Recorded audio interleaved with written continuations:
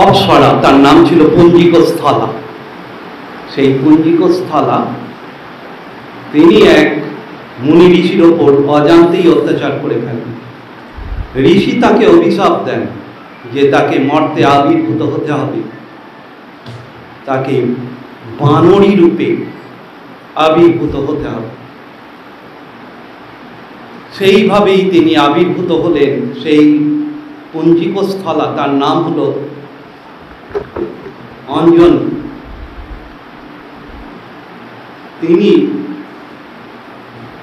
তার সাথে বিবাহ হলো বানররাজ কেশরী, মহা তেজস্বী। এই স্থানটা ঐতিহাসিকদের মধ্যে বিতর্কের সৃষ্টি করেছে, কোন স্থানে ছিলেন, হনুমানের জন্ম কোথায়, অন্ধ্রপ্রদেশ না কর্ণাটক।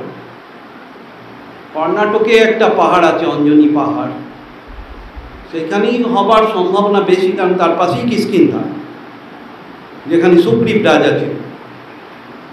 যাই হোক, এই কেশরী আর অঞ্জনীর কোনো সন্তান ছিল না। শিবের কাছে কঠোর তপস্যা করেন অঞ্জনী। সেই তপস্যায় সন্তুষ্ট হয়ে শিব বলেন যে এক ক্রান্তি লগ্নে আমার থেকেই উৎপন্ন হবে সেই পরম ভাগবত। ভাগবত মানে যিনি ভগবানে সমর্পিত, সেই পরম ভাগবত হনুমান। আসলে শিবেরই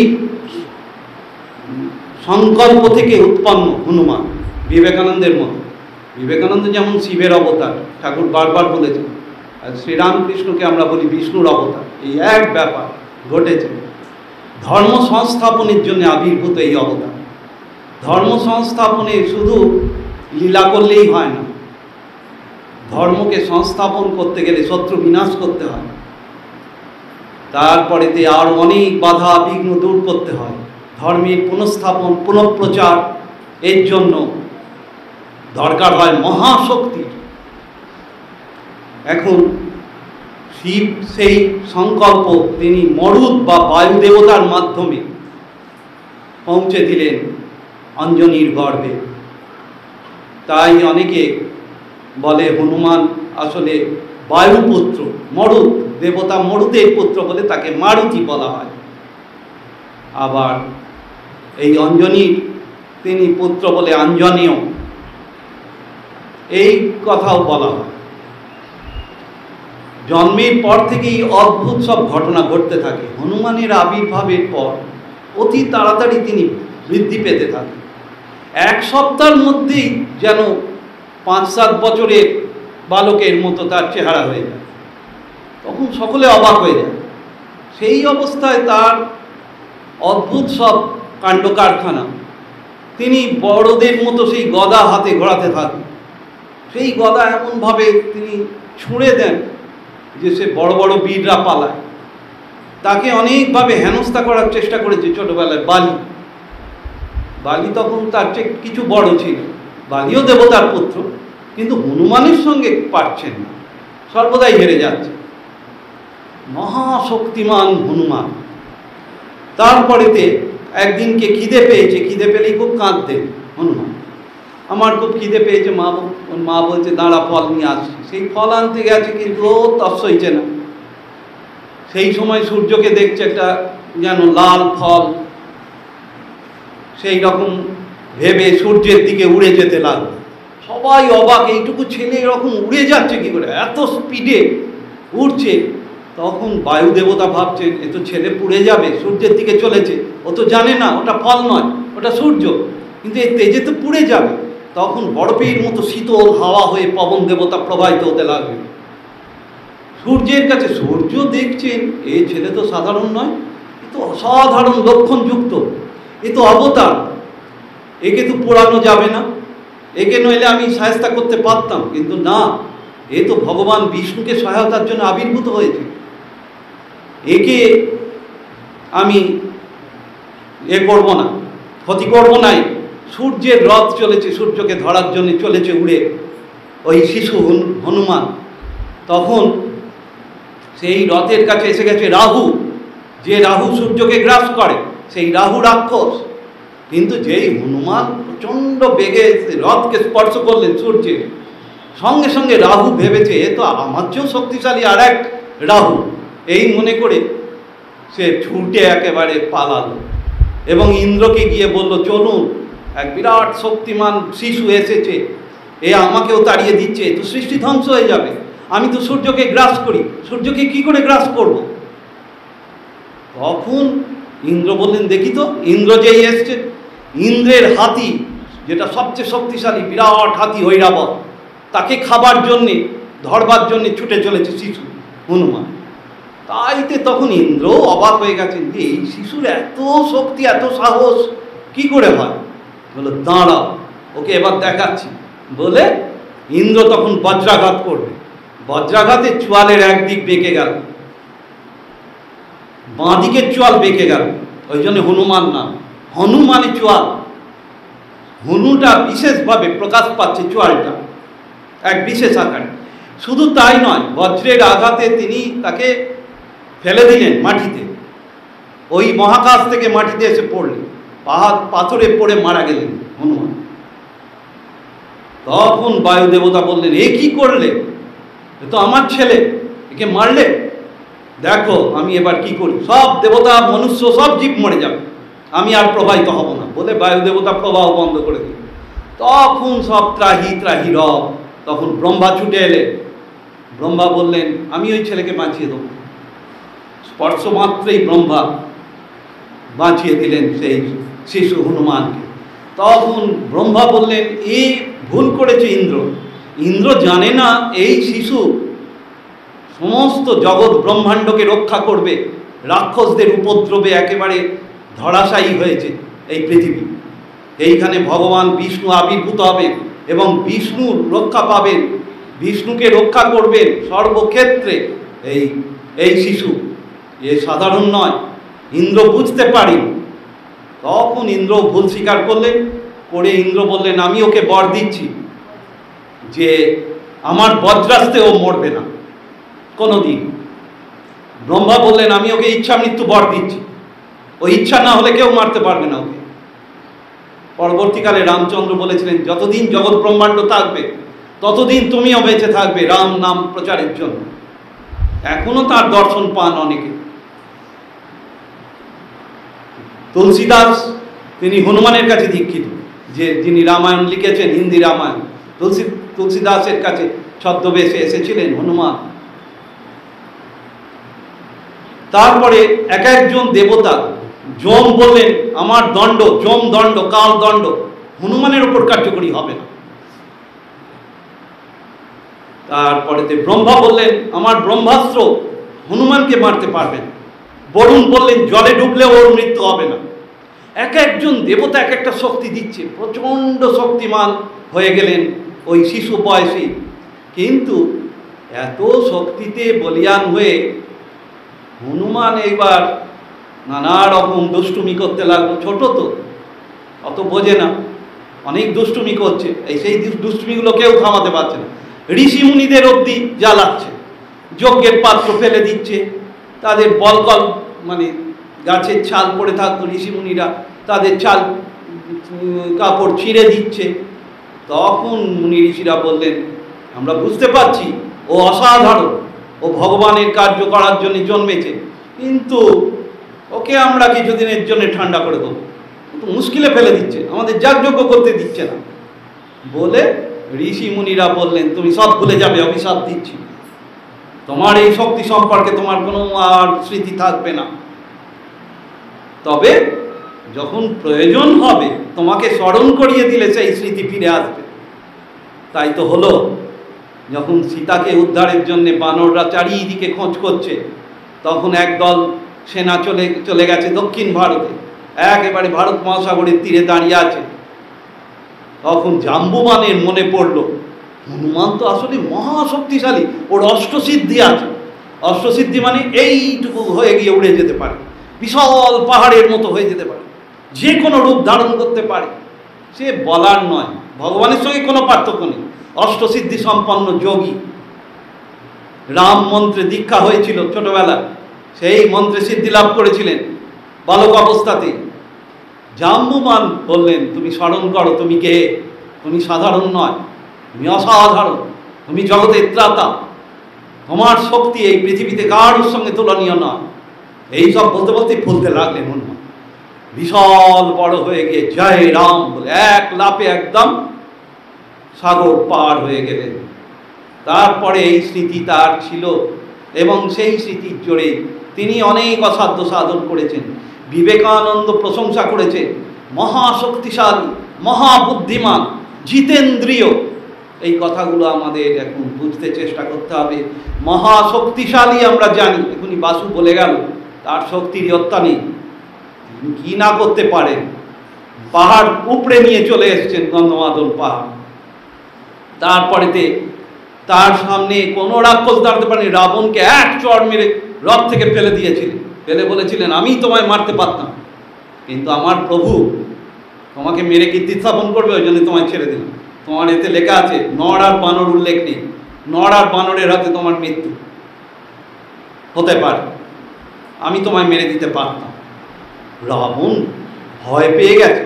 আবার যখন সীতাকে খুঁজতে গেছেন লঙ্কায়, তখনও তার শক্তি দেখে সকলে অবাক। তিনি গিয়ে ওখানে সব রাক্ষসদের মেরে ফল খেতে লাগলেন। ফল বাগান তছনছ করে দিচ্ছে, অশোক বন যেখানে সীতা বন্দী, সেখানে সব ফল গাছ খেয়ে ফেলছেন। তখন সব রাক্ষসরা ছুটে এসছে, বড় বড় রাক্ষসদের মেরে দিচ্ছেন। তখন তার হনুমানকে আটকানোর জন্য বড় বড় রাক্ষস সেনাপতিরা তাদেরও মেরে দিচ্ছেন। তখন ইন্দ্রজিৎ এলেন, যার মতো বলশালী, রাবণের তুল্য বলশালী এরম আর কেউ নেই। সেই ইন্দ্রজিতের একটার পর একটা অস্ত্র ছেদ করে দিচ্ছেন, ভেদ করে দিচ্ছেন। তখন ইন্দ্রজিৎ বলেন, এ তো মহাশক্তিশালী, এই বানর, একে কি করে বশ করব, বলে ব্রহ্মাস্ত্র ছুঁড়লেন ইন্দ্রজিৎ। ব্রহ্মাস্ত্র তো সবচেয়ে শক্তিশালী আমরা জানি। তখন হনুমান প্রণাম করে ব্রহ্মাস্ত্রটা বেঁধে নিলেন নিজের গায়ে। ওটাকেও আটকাতে পারতেন, কারণ ব্রহ্মা বলেছিলেন ব্রহ্মাস্ত্র তোমাকে কিছু করতে পারবে না, কিন্তু এতে ব্রহ্মার অপমান হবে। এই মনে করে ব্রহ্মার প্রতি একই সঙ্গে মহা বিরক্ত, আবার দাস্য ভাব, এ আর পৃথিবী দেখেন। ওই জন্য বিবেকানন্দ বলেছেন দিকে দিকে হনুমানের পুজো হোক। সাধারণত শক্তি বেশি হলে অহংকারী হয়ে যায়, গুলি পুলিয়ে রাস্তার মোড়ে দাঁড়িয়ে থাকে আর টিটকিরি কাটে। এ তো তা নয়, এ তো ভারতবর্ষে সেই আধ্যাত্মিক তত্ত্বকে তুলে ধরছে এই নিজের জীবনে। তাই ব্রহ্মার অস্ত্র স্বীকার করে নিলেন, ব্রহ্মাস্ত্র দিয়ে বেঁধে ফেলা হলো, তাকে নিয়ে যাওয়া হলো। আর উনি চেয়েছিলেন রাবণের কাছে গিয়ে একটু রাবণকে সমঝে দিয়ে আসবেন। রাবণকে গিয়ে বললেন, হ্যাঁ আপনি কেউ অন্যায় করেছেন, ছেড়ে দিন সীতাকে, নইলে আপনার বিপদ আছে, এটা বলে রাখলাম। বলছে তুমি একটা বানর, তোমার এত বড় সাহস আমার মুখের ওপর কথা বলো? বললো হ্যাঁ আমি তো দূত, আমি রামের দূত, আমি আপনাকে সাবধান করছি, নইলে আপনার বিপদ আছে। এই সব বলায় বলে এই বাঁদরকে কি শাস্তি দেবে? তখন সবাই বলছে এই মেরে দাও, এ দাও। তখন মন্ত্রীরা বললো না, দূতকে মারা যায় না। তখন রাবণ বলল ওর লেজে আগুন ধরিয়ে দাও। ব্যাস, যেই লেজে আগুন ধরিয়ে দেয়া, এত বুদ্ধিমান। বললো ঠিক আছে, তোমরা আমার লেজে আগুন দিলে তো, এবার দেখো কি করি। সমস্ত লঙ্কা পুড়ি ছাড়খাড় করে দিলেন আগুনে একদম। অস্ত্র ভাণ্ডারে গেলেন, অস্ত্রগুলোকেও পুড়িয়ে ছাই করে দিলেন, অনেক অস্ত্র নষ্ট করে দিলেন। এটা প্ল্যান করেই করলেন তিনি, মহাবুদ্ধিমান। সীতার কাছে গেছেন যখন, সেই সীতা তো অবাক হয়ে যাচ্ছেন যে রাম নাম কোত্থেকে হচ্ছে, রাম নাম শোনাচ্ছে ছোট্ট এইটুকু বানরের রূপ ধরে, নইলে সীতা ভয় পেয়ে যেতে পারে। সেই জন্যে গাছের উপর বসে, সেটাও পরিকল্পনা করে তারপরেতে এসে সামনে দাঁড়ালেন এবং পরিচয় দিলেন, রামের অঙ্গুরীয় দিলেন আংটি সীতাকে। সীতার তখন বিশ্বাস হলো। তারপরে তিনি বললেন, মা তুমি যদি চাও আমি আমার পিঠে বসতে পারো, আমি এই রাক্ষসদের কোনো পরোয়া করি না, কেউ আমায় আটকাতে পারবে না, আমি গিয়ে তোমাকে রামের কাছে পৌঁছে দেবো। সীতা বললেন না, এতে আমার সম্পর্কে লোকের ভুল ধারণা হবে, কারণ পরপুরুষকে স্পর্শ করলে সেইটি হয়ে যাবে আমার সতীত্বের কলঙ্ক, সেই জন্যে এটা আমি করতে পারবো না। রাম আমাকে এসে যুদ্ধ করে রাবণকে হত্যা করে আমায় উদ্ধার করুন, এই বলে। তারপরে যখন যাচ্ছেন লঙ্কায় প্রবেশের আগে বিরাট রাক্ষসী লঙ্কাকে পাহাড় দেয়, তাকে শায়েস্তা করলেন হনুমান। ছোট্ট এইটুকু হয়ে গিয়ে তার সে আর একজন রাক্ষসীকে অবশ্য সমুদ্রে হা করে খেতে আসছে, এইটুকু হয়ে গিয়ে তার ভেতর দিয়ে ঢুকে গিয়ে বেরিয়ে গেল। তারপরেতে ওইখানে লঙ্কার যে দাড়ি সেই রাক্ষসী তাকেও সাহায্য করলেন, করে ঢুকে গেলেন লঙ্কাপুরীতে। সেইখানে বিবেকানন্দ যে আর একটা কোয়ালিফিকেশন দিলেন, যে মহাজিতেন্দ্রীয় মানে চরিত্রবান, মহাব্রহ্মচারী রাবণের হারেমে গেছেন অন্দরমহলে সীতাকে খুঁজতে। সেখানে দেখছেন অনেক নারী সেখানে শুয়ে আছে রাত্রে, এবং তাদের অনেকেরই বেশভূষা ঠিক নেই, তাদের দিকে তো তাকানো ঠিক নয়, তাই চোখ বন্ধ করে ফেললেন হনুমান, এমন পরম পবিত্র। ওই জন্যেই বিবেকানন্দ বলেছেন একই সঙ্গে মহাবলশালী, মহাবুদ্ধিমান, মহাজিতেন্দ্রীয়, মানে ইন্দ্রিয়কে জয় করেছেন, কাম ক্রোধ জয় করেছেন।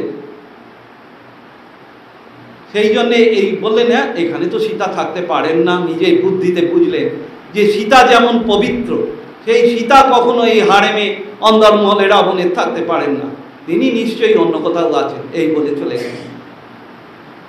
তারপরে এতে আমরা দেখব যে এই হনুমান তিনি একই সঙ্গে জ্ঞান ভক্তি দুটো বাসু বলে গেল, তার সঙ্গে কর্ম তিনটেই যুক্ত হয়েছে।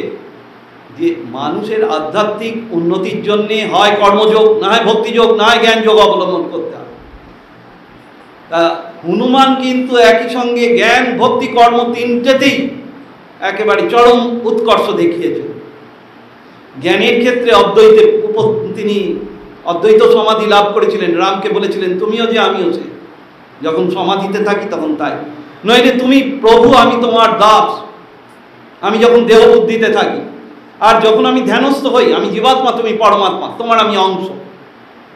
এটা রামকৃষ্ণদেব বারবার বলেছেন।